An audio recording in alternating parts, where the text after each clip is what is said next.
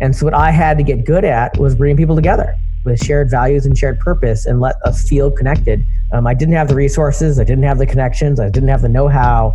But for those of us who want to be in some kind of leadership, formal or informal, we need to recognize that if there's no vulnerability, people largely can't connect with us. So we have these elders, and the elders aren't there to use the younger members as servants or simply to gloat about how they're better than the new people.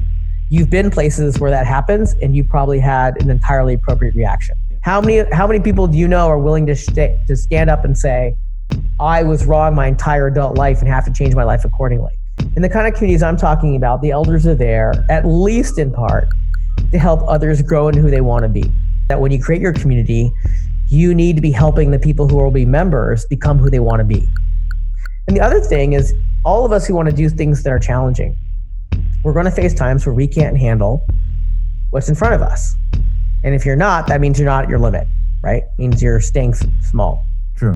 Well, when we hit that limit, what do we need, Andrew? You already know, and the answer is friends. If you are an individual who is in a group and you just love the way you connect with the members of the group and cannot explain why, but you just dislike the people from the other group, this episode is for you.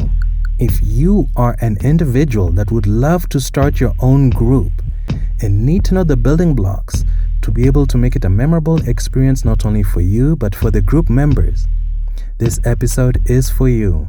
Or if you are a leader and you've been wanting to articulate what makes our group flourish and what can I do to make things better, tune in tomorrow for the full episode of the podcast.